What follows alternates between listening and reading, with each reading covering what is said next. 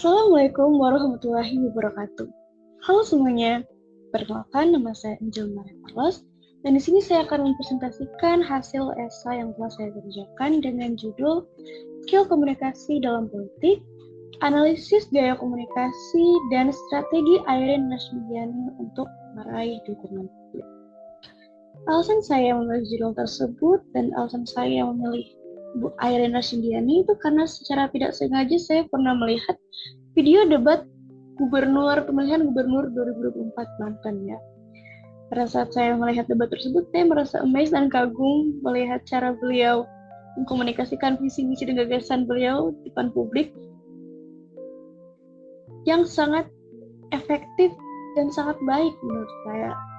Jadi itu adalah mainly alasan saya memilih beliau sebagai peran dalam skill komunikasi dalam politik. Ya. Baiklah, untuk mengetahui komunikasi dalam politiknya, kita harus mengetahui dulu apa itu komunikasi dan apa itu politik.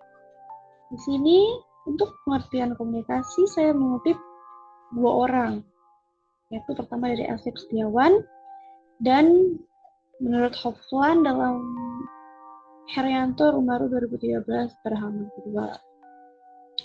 Nah, komunikasi adalah pengalihan informasi, gagasan, dan sikap untuk memperoleh tanggapan atau saling berbagi informasi, gagasan, dan sikap. Namun, jika melacak pada terminologi, maka komunikasi adalah suatu proses melalui mana seseorang komunikator menyampaikan stimulus dengan tujuan mengubah atau membentuk perilaku seseorang.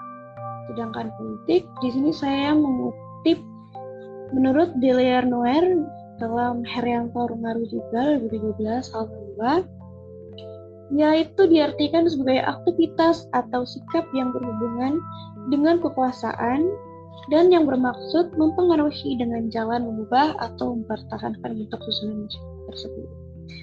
Tentunya teman-teman dalam dunia politik ini komunikasi itu memegang peranan penting ya bagi politisi untuk mencapai tujuannya memenangkan pemilihan, dan tentunya sebagai politisi harus memiliki keterampilan komunikasi yang baik untuk menarik perhatian publik. Nah, komunikasi ini tidak terpisahkan dari dinamika politik dari era dahulu hingga sekarang. Misalnya dari generasi pertama. Pada generasi pertama itu ditandai dengan retorika sebagai aktivitas. Nah, saat itu hampir seluruh bangunan pesan komunikasi politik diarahkan oleh kemampuan seni berbicara, art of speech, seperti debat publik yang disampaikan melalui kekuatan berbicara. Sedangkan generasi kedua disebut sebagai media mainstream, karena adanya radio, koran, televisi, majalah yang mewujudkan aktivitas-aktivitas bersinggungan dengan menggunakan media massa, contohnya kampanye, propaganda, dan lain-lain. Generasi ketiga ditandai dengan perkembangan new media. Nah, seiring berjalannya waktu, media sosial juga memegang peran yang penting. Sebagai salah satu strategi politisi mencapai dukungan publik, itu media sosial adalah salah satu strategi yang baik. Karena dengan jejaring sosial dan aplikasi-aplikasi pada saat ini seperti Instagram, TikTok, Facebook, terus itu politisi dapat mencari dukungan ya, karena jaringan sosial ini dan aplikasi-aplikasi ini mencakup ranah yang luas, masyarakat luas. Nah, yang menyebabkan masyarakat masa kini itu menjadi semakin kritis dan juga memiliki akses cepat ke berbagai informasi. Jadi komunikasi itu ya peran yang penting lah dalam dunia politik, dan itu adalah strategi yang baik dengan memberikannya di media sosial. Dan juga politisi harus mengkomunikasikan visi misi program kerja mereka. Nah, politisi seperti yang di judul saya yang saya ambil sebagai orang yang memiliki komunikasi yang baik, itu Ibu Airin Nasmidiani. Beliau ini adalah mantan wali kota Tangerang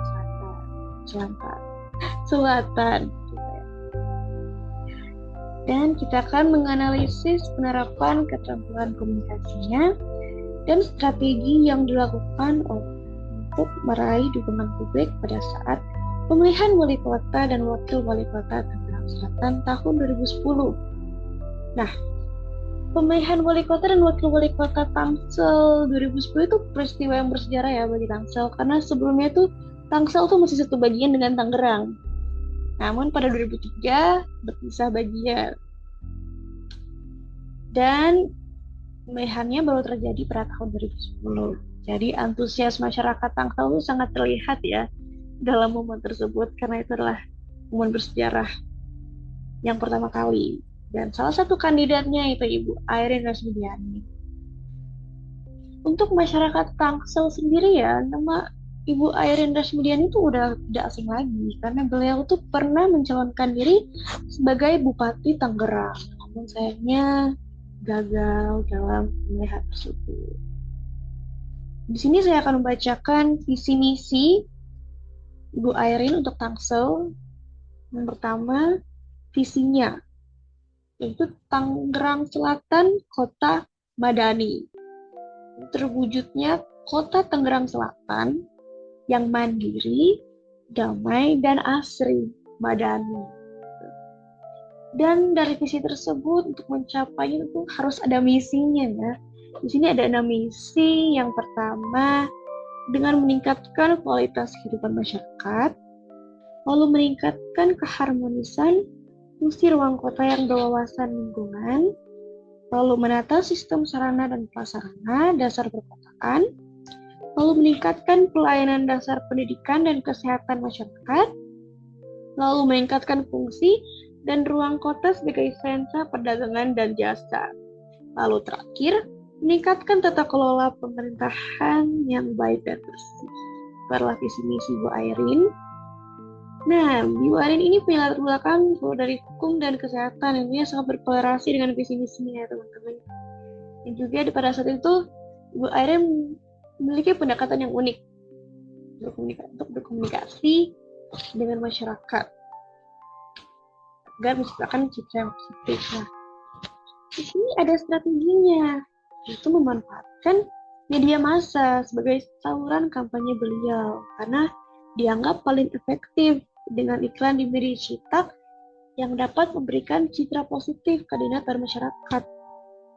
Dan kampanye tersebut adalah pilihan yang tepat ya menurut saya.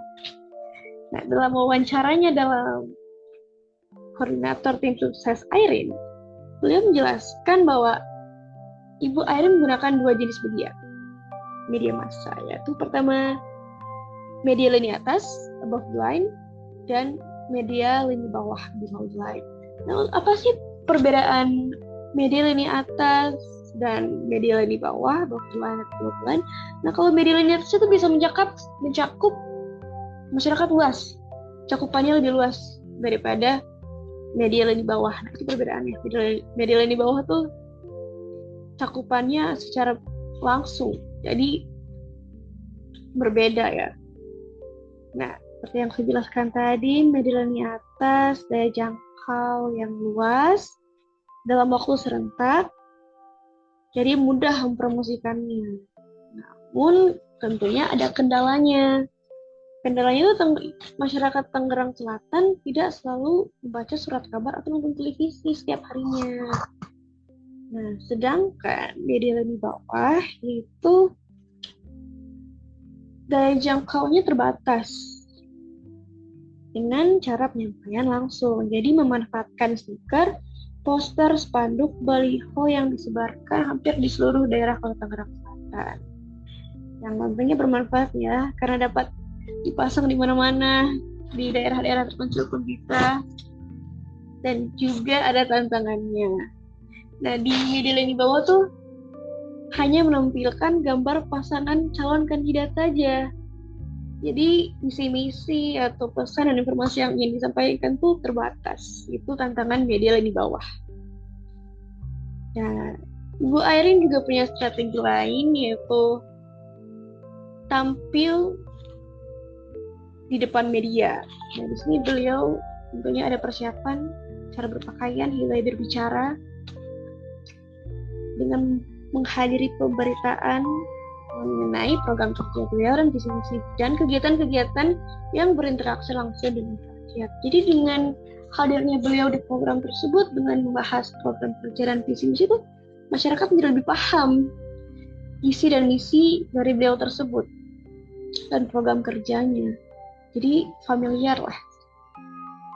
Di sana di kegiatan-kegiatan yang berinteraksi langsung dengan rakyat, beliau mengidentifikasi permasalahan apa saja yang dihadapi oleh rakyat di tempat Tangerang Selatan, lalu memberikan solusi dengan memberikan penyuluhan bagaimana mengatasi masalah tersebut. Nah, dari iklan dan pemberitaan itulah Ibu Airin dapat membentuk citra yang baik dan juga diterima oleh masyarakat masyarakat.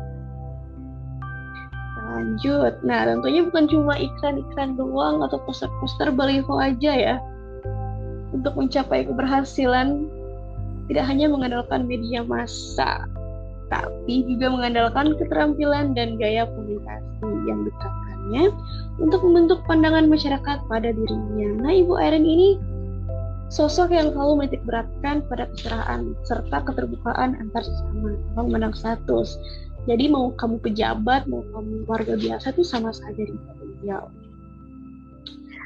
Jadi ketika terlibat dalam proses berkomunikasi tuh, beliau cepat menyesuaikan dengan konteks dan orang yang dihadapi.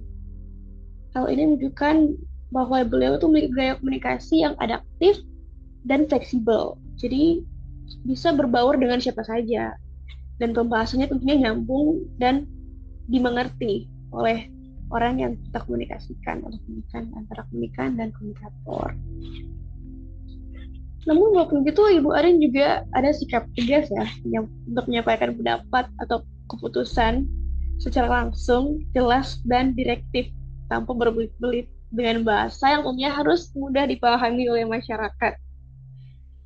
Dan apa yang disampaikannya harus juga berbasis fakta dan data, agar masyarakat Tangsel ini dapat yakin dalam mengambil keputusan, yakin dalam keputusan yang diambil oleh Ibu Airin. Nah, hal ini membuat masyarakat nyaman menyampaikan aspirasinya, dan juga didengarkan dan juga didiskusikan dalam forum publik maupun diskusi staff atau komunitas. Tidak hanya itu, juga menekankan kerjasama antara pemerintah, masyarakat, dan berbagai pemangku kepentingan. Informasi ini saya dapatkan dari Salsabila Kaurenisa dari Bangladesh. Nah, dalam strategi yang baik, keterampilan komunikasi yang memadai, yang baik juga, ini mengantarkan Ibu Airin mencapai keberhasilan dalam pemilihan wali kota Tangerang Selatan. Jadi pemenang ya. Dan di sini keterampilan komunikasi dan strategi yang baik adalah kunci keberhasilan dalam politik. Dengan pendekatan yang humanis, aktif dalam media massa, aktif dalam kegiatan sosial, dan juga responsif terhadap keluhan masyarakat, dapat menciptakan hubungan yang kuat dengan masyarakat dan membangun kepercayaan yang membuat Airin berhasil menciptakan citra yang positif dan meraih dukungan yang kuat dari masyarakat Tangerang Selatan yang mengantarkannya sebagai pemenang dalam pemilihan wali kota dan wakil wali kota Tangerang Selatan. Nah, teman-teman, jadi itulah strategi dan gaya komunikasi, skill komunikasi Ibu Airin Rasmidiani dalam menggunakan pemilihan wali kota dan wakil wali kota Tangerang Selatan. Di sini saya tutup, mohon maaf bila ada salah kata. Saya ucapkan wassalamualaikum warahmatullahi wabarakatuh. Bye-bye.